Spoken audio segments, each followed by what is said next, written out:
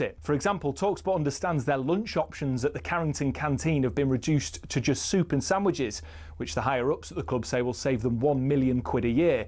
Now that might make sense for many who don't get free meals at work themselves, but it gets a little bit more picky than that. It was reported that after staff brought some stationery, they were ordered to send sellotape back because it wasn't considered essential. The reward for being Steward of the Week used to be £50, but that was scrapped and replaced by a paper certificate. And such is the grip Ratcliffe has on spending, he reportedly scrapped company credit cards, meaning some staff racking up hundreds of pounds worth of expenses and spending weeks out of pocket waiting to be reimbursed. But it's not just the stingy decisions around the amount of tea bags in the cafeteria. In 2024 alone, Ratcliffe oversaw 250 redundancies and more were announced at the beginning of 2025. Now, while there are people who acknowledge that United staff numbers are overinflated, it's the optics which aren't great. Because while all this has been going on, Casemiro's getting paid 350 grand a week and the club forked out 14 million quid getting rid of Eric Ten Hag and Dan Ashworth. But United fans' rage doesn't just stop here at the cuts. Ratcliffe's unpopular decision to introduce a flat ticket price of 66 quid for every fan, even children, certainly did not go down well. For fans, it feels like the very foundation of the club's support is being attacked for the sake of making marginal financial gains. But Ratcliffe has backed it, saying if you shy away from difficult decisions, then nothing is going to change. And time will tell whether these measures will improve operations at the club and help drag standards up on the pitch. But one thing's for sure, his first year wasn't exactly a charm offensive, and there's still a long way to go for United to be back to where many say they belong.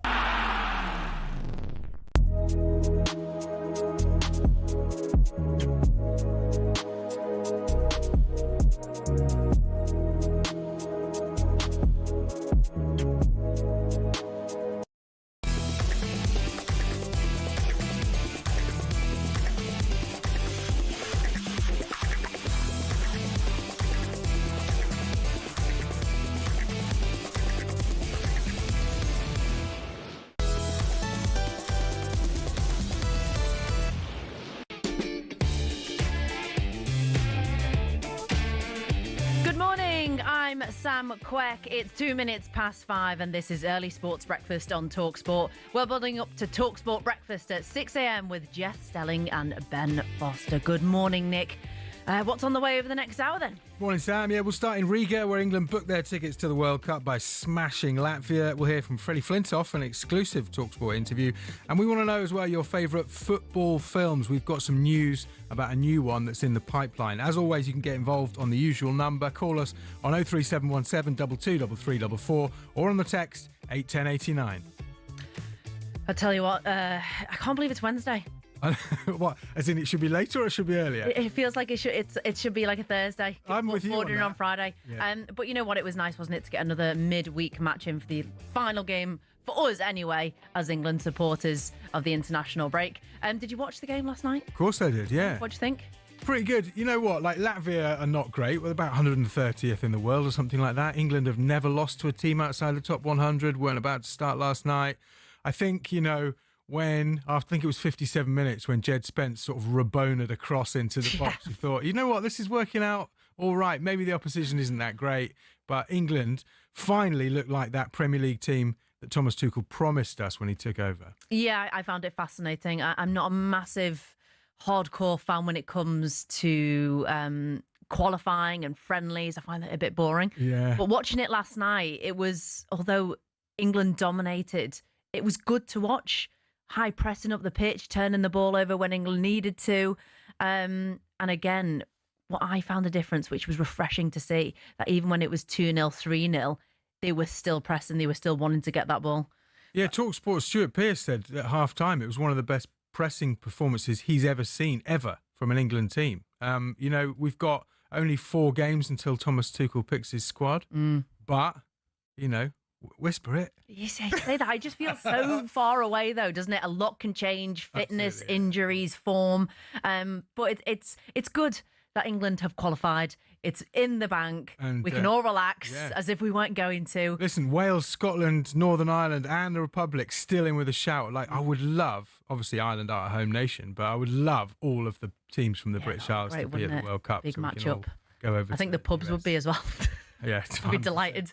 Well, as you say, England are through, and they are, in fact, the first European side to qualify for next Summer's World Cup. Here's how the glorious night in Latvia sounded on talkSPORT.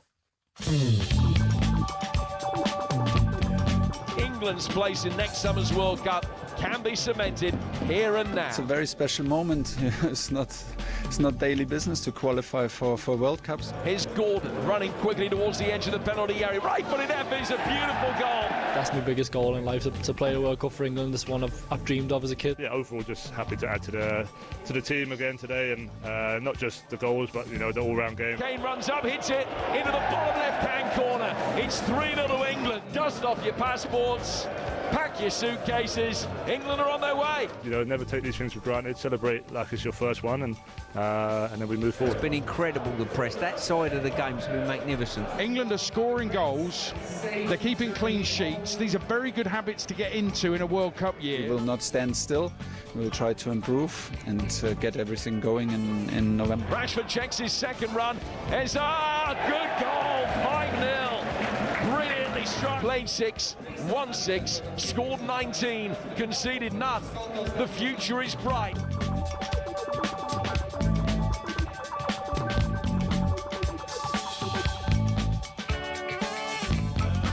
Well, there we go. England have begun to play like the Premier League team Thomas Tuchel promised England fans when he took over the job. The tempo was high and Latvia weren't given a moment's rest as England scored 5 unanswered goals with Gordon, Kane and Eza all on the score sheet. talkSPORT's Stuart Pearce and Adrian Durham were impressed with what they saw.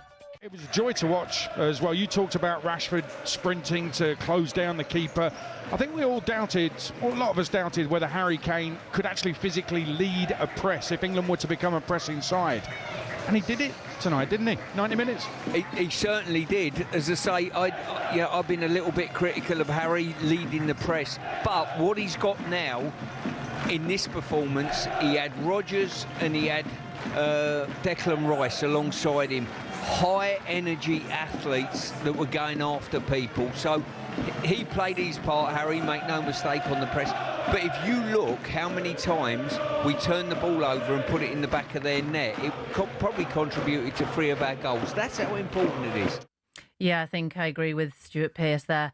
If you surround Harry Kane, who's people are saying he's getting on now at 32, which is terrible, really. Makes us all feel old. You can put the youth around him to help him with the running. But the big question is, though, can England play this running style in, 35-degree heat next summer over in America? Thomas Tuchel's told talkSPORT his team must be able to adapt to that style. Yeah, we will see. We cannot play like in 8 degrees and rain in Latvia and in America. That's impossible. And still, it's a style that the players love, the style that the players brings the best out of the players. It represents also, I think, English football to get the thing going and not wait and be hesitant and just go for it. And the players love it. The play put it into life. This is the most important. And then we adapt when it's necessary to adapt, and it will be necessary. And when we arrive, we will adapt to the heat. And of course, it will naturally be less intense, the matches, if we play in the heat. But still, it's our style, it's our identity at the moment, and full credit to the team. And someone who's become a key member of Tuchel's squad this year is Anthony Gordon. He's been leading the press, breaking past Harry Kane and setting the tempo and intensity for England wide on the left. talkSPORT asked him how it would feel to represent England at a World Cup. I can't explain that in words. That's my biggest goal in life, to play a World Cup for England. It's one I've dreamed of as a kid. So just because we've been successful in the qualifiers doesn't mean anyone should be sort of sitting back, thinking of going, because that's certainly not the case. We've got to fight every single training session like we have been doing, start of November. Absolutely, hearing that hunger in his voice and excitement to play for England with the 3 lines on his chest. And one man who's definitely making the starting 11 next summer, as long as he's fit anyway, is England's captain fantastic Harry Kane, who says he's in the form of his life at the tender age of 32. He scored twice, meaning he's now scored more than once for England in 13 games, breaking Nat Lofthouse's record. Overall, Kane has 76 England goals across 110 caps and could become England's second most capped player at next summer's World Cup. We asked him about the competition for places. Yeah, just to continue what we've been doing. I just spoke there about we've got some fantastic players still to come back. I think the competition's really high, and that's what you need going into any major tournament. And I know the guys who ain't here through injury or not quite fit. You know, we'll be itching to get back next month. And no matter who's here, I think we always have a great environment. I think we always have a great team ethic. And like I said, going into next summer, we've only got probably 6 games from now until the first game in the World Cup. So every camp counts, every training session, every game, and I think we're taking advantage of every moment right now. So healthy, I think, to have good competition for places in a squad. Lots of key big names missing, and one of those being Jude Bellingham. And the question is, does he get back into this 11 automatically? He's been left at home for this camp, despite wanting to be there. On talkSPORT, Jason Cundy and Rory Jennings debated whether Jude gets back in or not. The only reason that England could win a World Cup will be because Jude Bellingham makes us win it. Well, do you know what? They might have to do it from the bench. He might have to do it. Who knows? You need that unpredictable, brilliant talent on the pitch. We've just beat Latvia. We can't. I don't know whether Tuchel's having him, mate. No, he's not. Well, which is a worry. Well, now, can you imagine Jude Bellingham sitting there watching the last 2 games, first 25 minutes against France, watching the first hour there against Latvia? He must be sitting there thinking, so those games aren't always easy, those Latvia. I know we rolled them over, but he might be sitting thinking, did not see this coming. Listen, Jason, there's a million things that I'm prepared to defer on. But Jude Bellingham needs to be starting for England at the World Cup. That is the least controversial thing I've ever said. There is something that I'm just non-negotiable about. I don't care how good Elliot Anderson or how Rodgers has looked or the balance of the team. Jude Bellingham must be not only in the squad, but in the team. And I'm worried because I'm like you. I don't think Tuchel's having it. Yeah, I have to agree there with Rory. I think Jude Bellingham is a game-changing player. However, I think Tuchel wants no star, no special cases, an equal opportunity squad, which is great for the team cohesion in terms of work rate and working hard for that starting place. I would say you've got to include him in the squad. Starting lineup, I think Bellingham will have to prove that he belongs there in the starting lineup. And then he's the only guy really who can do that. But yeah, lots of players missing at the moment. I mean, who else? Cole Palmer was missing last night, Phil Foden, Grealish, Trent, and I think it's going to be the same for them. But for me, Jude Bellingham has to be in the England team going into a World Cup. He's a game-changing player, isn't he? But England fans, let me know what you think. Can Jude Bellingham get into the starting World Cup lineup? Does he start? Does he not? And what about the other players that were missing last night? 03717 223344. Let us know what you think this morning. Also on talkSPORT this morning, we've got an exclusive on a new football film that's in the works. The actor Leo Gregory, who played Bother in Green Street, which is a film about West Ham's firm, if you didn't know, revealed this. I might have a little exclusive for talkSPORT, to be fair. So, I have a film coming out early next year, which is Rise of the Foot Soldier Ibiza, and the same producer of that, Andrew Loveday, amazing man. We're going to be shooting a new Green Street next year with Signature 20 years later, and that is an exclusive for you. 20 years later. Wow, that's gone quick. What's that? 2006, 2005? 2005? Wow, that has gone quick. So yeah, let me know. What is your favourite football film or films? Or you're going to rank them 1 to 3. What's your worst? For me, I just can't look past Mike Bassett, England manager. What a performance from the great Ricky Tomlinson and that famous dressing room speech that he gives at halftime. I think there's more beeps in that, isn't there, than any other film scene. But yeah, absolute class. I can bend it like Beckham for me growing up. I think what Nick's waving it through the grass saying his is number 1, Escape to Victory. Oh yeah, I remember that one. And one I've never heard, Shaolin Soccer. Apparently that's good. I got told that this morning. Kung Fu Football, proper hybrid that. Let us know. Give us a call, 03717 223355, or text us on 81089. Let us know your favourite football films. This is Early Breakfast on talkSPORT with me, Sam Quek, and Adrian Flux Insurance for the individual. Find out more at adrianflux.co.uk. Up next, we'll talk about the potential new job for Graham Potter and get into the back pages.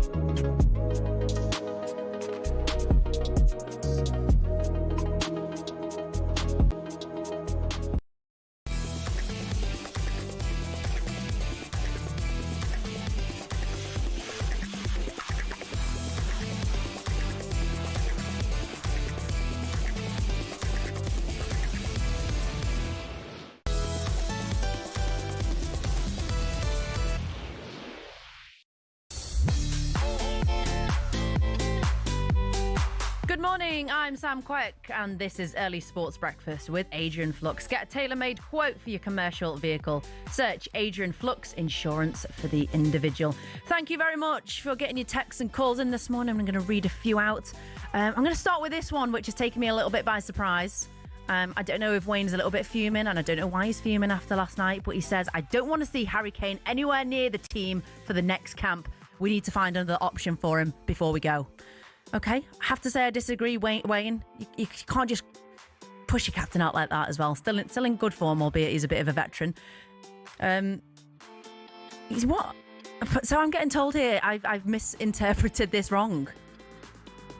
Oh, you need to find a replacement rather than... Oh, I thought... Sorry, Wayne. Apologies, I take it back. I thought you were saying sack him off, get rid. I was going to say that's a bit heavy. Also, we've also had a text here saying, how many times have we made the mistake of crowbarring superstars into the England team? We need to put the team first. That's from Mark. I completely agree, Mark. I think it has to be a team effort. But worst case, throw a superstar on the bench in case, you're 1-0 down and you need a last-minute winner. They can always get the job done, in my opinion. I also asked for your favourite football films. I said that mine was Mike Bassett, England manager. We've had Charles get in touch saying Mean Machine with Vinnie Jones. That's a classic. Also, Paul, a great football movie is A Shot at Glory, starring the one, the only Super Ali McCoy. Of course! He made his acting debut, and what a performance he put in. That's what I've heard anyway, because I've not seen the movie. Shout out to Ali as well. He's on holiday, isn't he? Chilling somewhere in the sunshine with a nice beer. Hope you're having a lovely time, Ali. Okay, we're building up to breakfast with Jeff Stelling and Ben Foster this morning. Some of the headlines you're waking up to this Wednesday morning. Cristiano Ronaldo set a new record for World Cup qualifying goals, but Portugal were denied early World Cup qualification by a late Hungary equaliser from Dominic Szoboszlai to snatch a 2-2 draw. Republic of Ireland kept their World Cup qualification hopes alive by beating Armenia 1-0. They're a point adrift of second place Hungary in their group. And in boxing, Joseph Parker has cast doubt on Tyson Fury's return to the ring, saying he doesn't believe the former heavyweight world champion will fight again. Fury announced his retirement from boxing in January, but there's been lots of speculation about a potential comeback against Anthony Joshua next year, but Parker remains unconvinced. I consider myself and Tyson great friends, pretty much like brothers, but the last time I've spoken with him, there was no sense that he was going to come back to boxing. He was just enjoying his family time, and he was enjoying training every day and just doing what he's doing now. So you never know what he's going to do next. You never know. For more on all the latest stories, go to talksport.com. Another story this morning you're waking up to as well. Graham Potter's thrown his hat in the ring for the vacant manager's job at Sweden. John Dahl Tomasson's been sacked after a disastrous World Cup qualifying campaign, which has seen Sweden lose to Kosovo twice, and they currently sit bottom of their group with 1 point from 4 games. That is terrible, isn't it? Swedish journalist Olof Lund says Potter would be the perfect fit for Sweden. It'll be interesting, and also you have to, even though the Swedish Federation doesn't pay that well, he's made a couple of sacks of money from payoffs from Chelsea and West Ham. So he doesn't need the money, but he needs a job, and maybe a short-term job where if he could make a mark with Sweden, suddenly he would be his stock would be worth more. That's a really good point, actually. Is this the perfect opportunity for Potter to rebuild his reputation as such? Especially how he went from the highs of Brighton to then being employed by Chelsea, getting sacked, and of course his latest stint at West Ham. Apparently he's got a place out there after spending 7 years. I think it was from 2011 to 2018 as Östersund manager, where he actually won 3 promotions, the Swedish Cup, and led them to UEFA Europa League knockout stage in 2018. So a fond place, I guess, for him to go back to. Okay, cricket. With the Ashes fast approaching, Stuart Broad has stepped up as England's hype man in chief, as he said England will face the worst Australia team since 2010, which is the last time that they won down under, actually. This follows David Warner's prediction that England are playing for a moral victory and will lose 4-0. There's loads of Ashes build-up on the talkSPORT Cricket YouTube channel, where we've also got a great sit-down interview with former England captain Andrew Freddie Flintoff. What a guy. He joins a former teammate and his best mate Steve Harmison to talk about his new book, Coming Home, which is out now. Here they discuss what it was like for Freddie breaking into the Lancashire setup and how important David Bumble Lloyd was in his development. I went into a Lancashire dressing room at 15, 16, and you're surrounded by internationals, some of the greats of the game, Wazim Akram, you know what I mean, even others. Yeah. And you go in there as an unsure kid, and you're not quite sure where to put yourself or how to behave. But the kid that I was wouldn't have survived in that world. Yeah. You know, I was quiet, I was shy, and I had Bumble, who backed me so much. And I didn't understand why at first, but then that started to rub off a little bit. And then with England, it happened quite quickly. So I'd only been bowling about 6 weeks, you know, and I wasn't bowling as I ended my career. I was waddling off a few yards and just getting them down. But I got some wickets. So I got picked for England against Africa as an all-rounder. And I went in the dressing room. And it was a strange environment. Don't get me wrong, some good lads in there. Like Goffey's in there, who's an absolute legend of a man. Gus Fraser, I got on well with others. Butch was in there and people. But mentality was different though, wasn't it? Well, the sense was that I changed with the washing machines in the back room. You know, I didn't get a spot in the dressing room. You know, I was changing next to an hot point and a bucket of Daz. And what I realised there was probably quite quickly that this is different. You can't not like Freddie, can you? Great player, great story player, and just proper down to earth. And if you want to watch the full interview, make sure you head over to the talkSPORT Cricket YouTube channel and subscribe, or you can listen to it via the following on podcast feed. Also, David Bumble Lloyd is on breakfast this morning, actually, with Jeff Stelling and Ben Foster. Okay. Welcome back in, Nick. Hello again. You've got the back pages ready to go. Anything interesting? What were we looking at this morning? I mean, a couple of them have picked up that Stuart Broad Ashes shout back at the Daily Mail. It's the worst Aussie team since 2010. The Sun have got a big Ashes look ahead as well with Sir Alistair Cook talking about how England can see off the Aussies, his recipe for success. But obviously, you know, the big story is obviously England's 5-0 win out in Latvia. American Dream on the back of the Mail. Picture of Harry Kane triumphantly clenching his fist. America, I know it's Canada and Mexico. I feel like Canada and Mexico are getting forgotten about a little bit. Yeah, but it's just weird.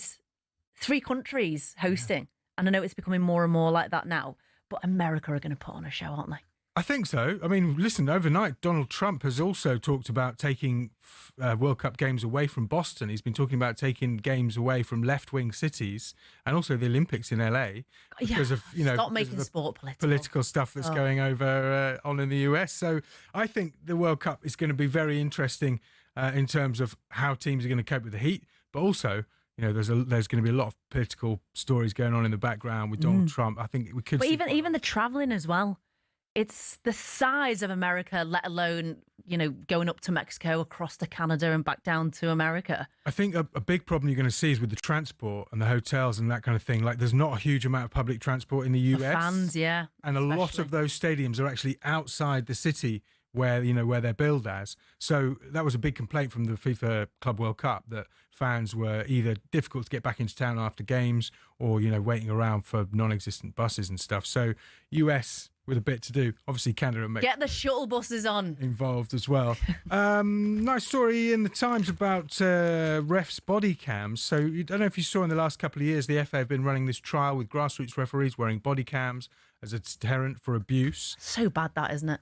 It is like bad. The main reason that they have to wear that is because of that reason. Let's be realistic about the situation it is, isn't it? And people shouldn't face abuse in their place of work, right? The FA wants to expand the use of body cams after 2 successful seasons of a trial. In 2023, the FA was the first national association to begin this trial, putting those body cams on refs' chests. They're recording the whole time, and if the referee is concerned about physical or even, you know, mental abuse, they could just press a button and start recording. Apparently, they were only activated 6 times over 2 years, and the head of the FA's referee development, Nathan Gill, he thinks this is actually working, because as soon as you see, okay, I'm going to be on camera, I'm going to be reported directly to the FA, then that abuse What a stops. sad world we live in. The fact that someone has to be wearing a camera to deter someone from kicking off, verbally and physically. But is there anywhere else that, apart from like obvious like police and you know where you need evidence, but can you imagine having to rock up to work and actually you're doing everyone else a favour to referee a game and you've got to wear a body cam? Don't get it really in rugby. In rugby, there's a lot of respect for the referee. Yeah. In football, you know, there's not a lot of respect anywhere in football. I mean, you know, we're part of it, right? At talkSPORT, talking about calling for managers to lose their jobs. Yeah, but there's one thing in having a strong debate and opinion. That is so healthy. You need that in life, but you can't start kicking off because you've got a different of opinion. Of course. That, you know, that is something you want to stamp out. But with the FA, again, if it does start with them, if anyone, any sort of abuse or back chat, not even abuse, before it even gets to abuse, the back chat, show them a card, send them off. It stopped people straight away, and I think that's why there is respect in rugby, because they know if they back chat or even disagree, they're off. They've got a card. They've got a sin bin. What do you think about sort of sin bins in football like they do in rugby? I've got a lot of time for that. I think it would actually like 10 minutes. If either like a dive or descent, 10 minutes on the bench. Yeah, it'd stop, and also it'd quicken up play. Do you know what I mean? It'd get people up quicker, and it'd stop people arguing. Yeah. The game of football, I love the game of football, but it is becoming slower and slower. Bring in the sin bin. Let us know if you agree. Get in touch. Interesting line on the back of the eye paper. Man United set sights on Wharton over Belieber. Adam Wharton's overtaken Carlos Belieber on Man United's list of transfer targets. Apparently, Ruben Amorim is understood to be an admirer of Wharton. Belieber obviously was long-term target for Manchester United. They tried to even get him in the summer, I believe, off Brighton, but looking for that midfield linchpin that they don't really have at the moment. Man United always seem to be in for someone. If someone's playing well at the moment or they're in demand, Man United are always in. Well, I mean, they really need someone there. Like Ugate's not done the job he was brought in to do. Casemiro just doesn't have the legs anymore. We know they're a fan of Joe Bellingham as well. So I think understood to be looking at Man United, looking at Joe Bellingham and Alan Wharton. Very quickly before I go, Emma Raducanu, concerning news, had her blood pressure checked for a second consecutive match, and she actually had the worst defeat of her career at the Ningbo Open in China. She lost to a Chinese wildcard, Lin Zhu, who's ranked 219 in the world. So concerns that, you know, over the psychology and also the physicality of Emma Raducanu at the moment. Yeah, absolutely. Still so young, and of course won that US Open very early on in her career. I think the expectation pressure gets to her. I think maybe, again, some stability for her. Get a coach in, someone's put an arm around her. No doubt they're doing that now. She's been through about 10 of them. Yeah, this is what I mean. I think stability in major sports. I mean, obviously you need it in your personal life, but then to get it into a coach, that is your personal life, especially as a tennis player. The amount of days and months you're on the road, you need that team around you. Well, look at the England feel cricket for and her. football teams at the moment. They're getting that stability and results looking good. Absolutely. Thank you very much, Nick. That was a look at today's back pages with Adrian Flux. I'm Sam Quek, and this is Early Breakfast on talkSPORT. We'll get the lowdown on the Lionesses next and ask if Serena Wiegmann is driving players out of her squad.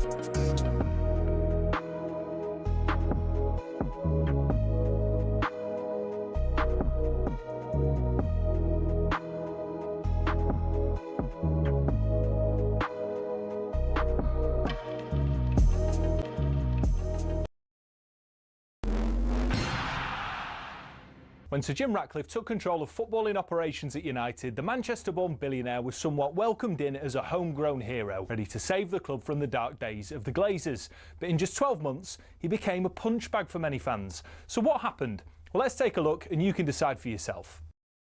Over the last 3 years, the club lost 300 million quid, and Ratcliffe rightfully committed to sorting that. But what seemed to get fans' backs up is the way he went about it. For example, talkSPORT understands staff lunch options at the Carrington canteen have been reduced to just soup and sandwiches, which the higher-ups at the club say will save them 1 million quid a year. Now, that might make sense for many who don't get free meals at work themselves, but it does get a little bit more picky than that. It was reported that after staff brought some stationery, they were ordered to send sellotape back because it wasn't considered to be essential. And the reward for being Steward of the Week used to be 50 quid, but that was scrapped and replaced by a paper certificate. But it's not just seemingly stingy decisions. In 2024 alone, Ratcliffe oversaw 250 redundancies, and more were announced at the beginning of 2025.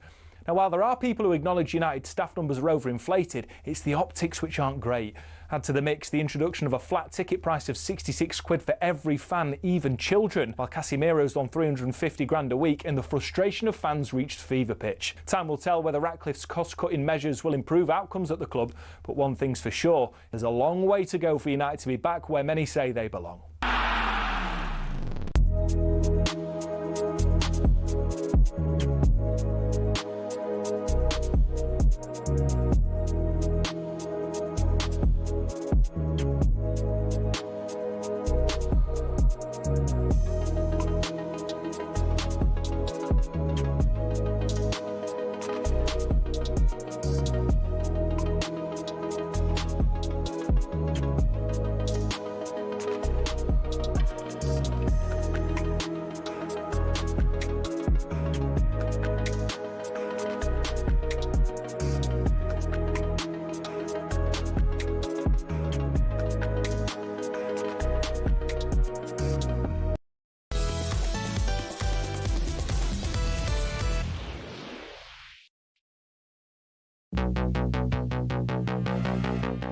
Of another England World Cup campaign, beaten quarter-finalists. It has a familiar ring to I it. think this group needs a world-class coach. We've got one of the best groups we've ever had, if not the best, and we need a top manager. Thomas Tuchel has, in the last few minutes, been officially confirmed as the new England's men's head coach. His job is to win the World Cup, to go one step further than Gareth Southgate. My strive to push this group of players, to push it over the line and to try to put a second star on the shirt. England 2, Andorra 0. They maintain their 100% record. If we want the country to really back us going into tournaments, we need to give them performances that they believe in. And England have a 5-0 lead in Belgrade. This could well lead to something very, very special next summer. Take us from finalists and semi-finalists to winning that trophy. And Kane's got it this time and fires it in. Job done. Dust off your passports. Pack your suitcases. England are on their way. This World Cup's going to be one of the biggest there is. It's a special moment, and everything else will come. What a night we've had last night for England and Thomas Tuchel qualifying for the World Cup with a 5-0 win over Latvia. England fans, next question is, can we win it? Give us a call 03717 22 3344. Earlier on this morning, I was asking what's your favourite football film, and we've had loads of you texting in your favourite ones. The number's 81089 if you want to get in touch and get involved after the news about Green Street 2 earlier on this morning, coming out after 20 years for its next sequel. We've had Michael Brown saying that there's only one Jimmy Grimble. Buccos says, good morning, Buccos. He says, she says, they say Football Factory. Craig in Windsor's top three. Oh, when Saturday comes, Green Street and Fever Pitch. Yeah, lots there. Lots of you bringing up football films, which I completely forgot about. And also I've never heard of. I'm terrible at movies. Anyhow, we're building up to breakfast this morning from 6 a.m. with Jeff Stelling and Ben Foster. Some of the headlines that you're waking up to this Wednesday morning. England cricketer Alice Capesey says that opening batters need bigger scores if they're to be successful at the Women's World Cup.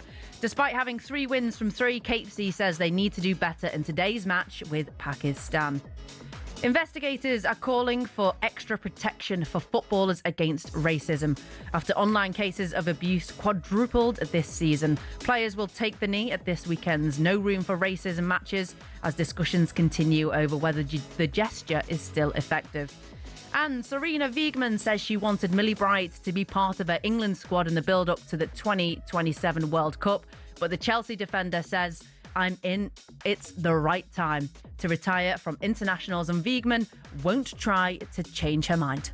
She had been thinking about it very thoroughly, what she wanted. And I think when the player makes a decision like this, when you had such an incredible career internationally, because her career is still ongoing, of course, then it's not appropriate to have that conversation, I think. I just totally respect it. For even more on all of these stories, visit talksport.com. But now we're going to pick up a little bit more into Millie Bright's retirement and find out about the latest Lionesses squad with talkSPORT's women's football correspondent Uma Gaurav. Good morning, Uma. Morning, Sam. How are you? Very well, thank you. How are you? I mean, you were on the show last night, weren't you? Have you had any sleep? It's all right. You don't need sleep when you're doing a job like this, do you? Well, you look fresh as. Thank you very much for joining us this morning. Let's talk about Millie Bright's retirement. I personally believe there's not been enough of a fuss about this. What a player, what she contributed on and off the pitch. England are really going to miss her, aren't they?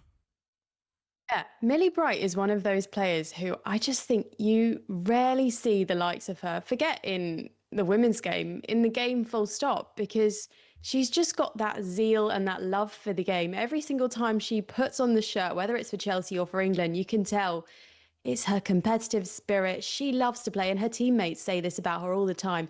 You just cannot get the ball past Millie Bright. And I think, we talk about the Euros and how, I know England won, of course, but they did make it difficult for themselves at times. And a lot of the players that we speak about who weren't at the tournament, I think the one player who England did actually miss in some of their less convincing performances, it was Millie Bright. And you saw that gap in the back line. They didn't necessarily look solid. They conceded more goals than they usually did. And that's because she wasn't there. And it's really hard to see her go. I know Nick yesterday compared her to John Terry, and I think she is that figure in the game who leaves such a gap. On Sunday, I was down at Kingsmeadow where Chelsea women play their home games, and she was celebrated for making 300 Chelsea appearances. And it's a shock that she's still in full flow for Chelsea, doesn't show any signs of giving up there. And was that one of the reasons why she has retired, do you think, from international? Because she didn't feel that she was able to contribute 100% to both, so she's gone on to prioritise Chelsea. Yeah, I think it's a hard one because obviously now you're looking at a lot of the members of that squad and thinking, yes, they've kind of won the Euros now. Maybe they're looking ahead to different career goals, and it's no secret for Chelsea women. They want to win the Champions League this season. That's the one that they haven't won. It's the trophy that isn't in their cabinet. And they're really, really keen to get their hands on it. And perhaps that's contributed to her decision. She's got a podcast, of course, with Rachel Daly, where she spoke about how it was the right time. And there was actually some confusion, I think, in the press conference with Sarina Wiegman, because Sarina Wiegman kind of indicated that actually Millie Bright might have made this decision a few months ago, but has kind of only released the decision now. Concrete. Well, I mean, when you look at now she's retired, like you said, leaves a massive hole. But then you look at the likes of Leah Williamson, Jess Carter, Esme Morgan, Alex Greenwood, all did a solid job at the Euros this summer as a centre-back option. Another one of those names for Sarina Wiegman is Manchester United's Maya Le Tissier. Now, you know where I'm going to go now, don't you? Sarina Wiegman has come out in a press conference and said that I see her as a right back for us, but I know she can play centre back for us too, and probably where she prefers it. However, Man United have bitten back in a tweet, which I thought is a bit silly, to be honest, and a bit petty, saying quite simply, Maya has started 104 games for United, 103 of them at centre back. What is that about? It's an odd one for Man United to bite back about. However, I think the sentiment that they're reflecting pretty much reflects maybe every single England fan, certainly every Man United fan in the world, because Maya Le Tissier has been the standout player of the WSL so far this season. She's their captain. She's only 23, and yet she's just been exemplary of the kind of form that Man United are in. I think, they're title challengers, and that's largely because of her. And she is a centre-back. So you're saying if she started in an England lineup, you'd put centre-back? Well, you have to. Serena Wiegmann's just lost Millie Bright to retirement. Leah Williams out injured. Who does she turn to at centre-back? Surely you turn to the centre-back who in the WSL is the best player in that position right now. I mean, I always say it, in Serena we trust. Of course, she's never been to a Euros, she hasn't won, but it does seem like a really baffling decision. At this point, she's not got anyone in that position. Just play Maya Letitia. Yeah, it'll be fascinating leading up, especially to the Women's World Cup. But thanks, Uma. Thank you very much. I don't know if you've got time now to get some sleep after working last night and this morning, but fully appreciated, and hopefully see you soon. Remember as well, you can get the Women's Football Show podcast on the talkSPORT app or wherever you get your podcasts. A reminder as well, talkSPORT is now on your smart TV. Just grab the app on Android TV and Google TV. We're even on Prime Video as well. talkSPORT live on your screen as well as your speakers. Right, now, time for this. It's a front page throwdown. Oh, what a move. The front page is first on the early sports breakfast. talkSPORT. OK, Nick, time to run through some of the lighter stories in the papers today. What's your favourite item on a Christmas dinner? Oh, stop it. I like Yorkshire pudding as a vessel, but it's got to be, I like meat, beef. Hot beef? Just beef. In a Yorkshire well pudding? cooked, yeah. And then smush down the stuffing, a few pigs and blankets in there. Right. I'm a big fan of a Brussels sprout as well. Go on, why? I love Brussels sprouts. You've got to think Christmas spirit. Yeah, I know it's a long time off, right? But Heinz, this is not an advert for Heinz, other beans are available, right? But Heinz is bringing back its pigs in blankets in beans due to popular demand. 18% of Brits apparently said they'll be having it at Christmas dinner. Were they in? I've never heard of them. I heard of the little ones in the tins, Yeah. just the sausage and beans, Pigs but not in the blankets festive type. In the beans. I mean, Okay. pigs in blankets. I'm partial to that. Maybe at breakfast. I think, well, honestly, pigs in blankets are, for me, the best thing about Christmas dinner. It's like a meat sweet, isn't it? Do you not just have a cheeky few pigs in blankets all year round? I Or would you probably save it for the should, big day? But I don't really. I don't. I go to Also- Toby Carvery, they do them there. Oh, I love a Toby Yeah. Carvery. And I always cook my Brussels sprouts in bacon. Do you ever do that? Yes. I mean, what Get all can't the be salty goodness. What can't be improved by adding bacon? Bacon is just the best, isn't it? It smells good, it tastes good. It's got to be crispy though. Very quickly before I go, Mick Hucknall told a fan to shut up at a Simply Red show. Apparently, 65-year-old was cheered after apologising for the outburst. He said, "I'm sorry about that, but I can't concentrate. He's yelling so loud. You've come to hear me sing." Pretty impressive that though. See any bad behaviour in shows or cinemas? Or I remember my very first concert. I think I went to see Steps. Oh yeah. And we got to the big finale. It was tragedy, the big closer. And the two mums in front of me kicked off. About what? About a daughter was blowing her whistle so much that it was giving the other mum a headache. So she turned round to the girl and said, "Can you stop blowing your whistle?" Then the other mum kicked off on the mum, said, "Don't speak to that." It just kicked off. Security came in, missed the finale, missed tragedy. All I saw was confetti. I was going to try and get that pun in there. It is a tragedy. Yay! Serves you right for going to see a children's band. Anyway. I was a child. Cheers. Oh, that's right. Anyway, thanks, Nick. This is Early Sports Breakfast with Adrian Flux, the cover you need at a price you'll love with What Van's Insurer of the Year 2021. Find out more at adrianflux.co.uk. Up next, we're building up to the return of the Premier League this weekend.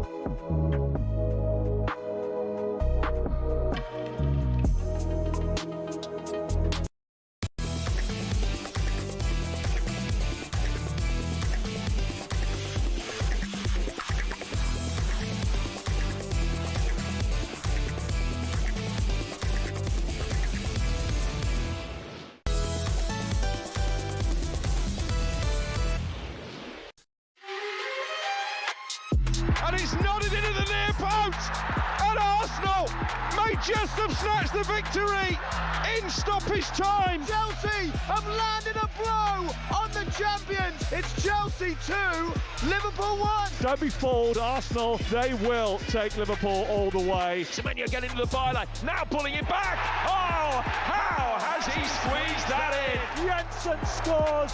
Manchester United are beaten again. The Manchester United have not only stagnated, but regressed under this manager. Erling Haaland had never scored here at the G-Tech. Well, he most certainly has now. It's his 12th goal of the season. To Moises Caicedo. Oh, he's rifled it in. What a strike. The winless streak continues for Ange Postecoglou, and the woes carry on. If it doesn't turn around quickly, I think Postecoglou will find himself under pressure. The greatest drama in the world. This is the Premier League. Good morning, I'm Sam Quek. This is Early Sports Breakfast on talkSPORT. Finally, the Premier League is back and we can all breathe a sigh of relief. Apart from Arne Slot, maybe, who's looking to avoid a fourth straight defeat for Liverpool. talkSPORT's Martin Keown can't see Manchester United getting a win at Anfield on Sunday. I don't see that happening, although they do raise their game, don't they, when they play in these big games. So there's been an awful lot on that one, but I don't see it ending well for Manchester United. Amorim, I know he's been given more time. It feels strange, actually, that the owner of the club feels it necessary to support him in this way. That is almost suspicious in that way, whether or not he's intimated that he doesn't want to be there. But I can't think of any other reason why the owner wouldn't be so strong to actually support him in the way that he is right now. So, no, he needs to get results and quickly, but I don't expect him to do it this coming weekend. I think a lot of people are of the same opinion. From a Liverpool fan point of view, though, I don't think this is going to be as easy as everybody is making it out to be. Of course, Amorim needs to get a result. He has not got his Premier League back-to-back games. And also the last time that Manchester United have visited Anfield in the league, they've drawn twice with Liverpool. I think I was at one of those games, actually. And it always feels like a little bit of an anticlimax, as it should be. Liverpool, Manchester United, one of the biggest clashes. But it's always been a sticky one for Liverpool, and especially coming off the back of the form before the international break. Hopefully that break has been a positive for Liverpool. The time off, away from each other. Also, with it being against Manchester United at Anfield, hopefully it can really rally them to get the result and a performance of where they need to be. I think I'd be disappointed if they didn't give a convincing performance, let alone get 3 points. But hopefully it will be the game that we're all used to historically. Fast-paced, competitive, and Liverpool, fingers crossed, get the win. But we shall see, and it'll be a difficult one for Amorim. Also, a question which lingers. Can Isak and Ekitike play together? Ian Rush was on Breakfast earlier on this week and definitely asked the question and thinks that they should. I have to agree. But Liverpool do have a lot of injuries at the moment. Again, Alisson out still with that injury. Isak as well. We all know about his ability to potentially get 20 or 30 goals for Liverpool this season. However, we do need a way to get him and Ekitike back together. Ryan Gravenbach as well went off the pitch as he was representing the Netherlands. Kanate as well had a quad tweak. Endo as well, hamstring. Alisson, as I said, unable to be present, I think, on Sunday. So it's going to be a difficult one, but the Premier League is back. Before that game at Anfield, though, there is the Saturday lunchtime kickoff. We've got Big Ange's Nottingham Forest versus Chelsea, and that'll be live on talkSPORT. Lots of noise around Ange, who still hasn't got a win after 7 games in charge at Forest. talkSPORT's Stuart Pearce, a legend at Forest, thinks Postecoglou will turn things round. I think he'll get them going sooner rather than later. You've got to bear in mind as well, they lost Elanga, and I think he was a big part of their counter-attack play, running with the ball and without the ball. And I was up at Newcastle for the Forest game last weekend, and he played extremely well. And that is a big loss for Forest, believe it or not, you know. So, listen, he'll turn it round, no problems on that. But as I say, the owner has made a massive call. I think there's a bit of frustration from the fans towards Ange. I think a lot of that is down to the fact they're disappointed that Nuno's left. Difficult one, I think, for Postecoglou. You look at their next games for Forest: Chelsea at home, Porto home, Bournemouth away, Manchester United home. It's tough. Where's the win going to come from? I think the pressure and the need to get a win for Postecoglou is going to be tough. But again, it's down to the players. Do the players want to rally? Can they dig in and get the win? It's going to be a difficult one. I think lots of people are going to be looking at that one under the microscope. But fingers crossed, I do like Ange. I know he's had a difficult one, especially with Tottenham. But yeah, we shall have a look on a Saturday. Right, we're going to have a look at your texts now. Lots of you have been getting in touch about your favourite football films. We've got Matt who said Fever Pitch with Colin Firth. As an Arsenal fan, it's relatable for the pain and jubilation of a following a team. Oh, sorry about that, Matt. Christian's been in touch saying not a film, but it's a great football series. That's Jossie's Giant, written by the late Sid Waddle. I haven't seen that one as well. I'm so out of touch with these series and films. Shannon says Goal is a great for showing how hard it is for youngsters to make it as pro footballers. Absolutely. And also this one, which is going to start a debate. It's not even Christmas yet. It's not even been Halloween, let alone bonfire night. We touched on pigs in blankets. Alan has said, pigs in blankets don't make me laugh. It's got to be pigs in quilts. No way. Right. So apparently you lay down the bacon, a layer of sage and onion stuffing. Oh, stop it, Alan. And then, only then, do you roll the pigs up. Oh, get me a pig in a quilt. He also says you may need a couple of cocktail sticks, though, to keep it together. But you will thank me for when it comes to Christmas. How special. Thank you very much, Alan. Oh, yes. Get me that pig and bacon. Anyway, enough of me. Joining us, Jeff and Ben Foster this morning. We've got breakfast for you. They've got former England captain Stuart Pearce. He's going to go over last night's win at Latvia. Plymouth Argyle boss Tom Cleverley will reminisce about his time at United with Ben Foster's, who's going to be on breakfast today. And David Bumble-Lloyd will discuss Brendan McCullum's priorities ahead of the Ashes. You've been listening to Early Breakfast with me, Sam Quek, and Adrian Flux. Insurance for the individual. Find out more at Adrian Flux. And Olivia's back tomorrow at 5. Alan and Ali. Not Alan. It's just Alan. Anyway, breakfast on the way.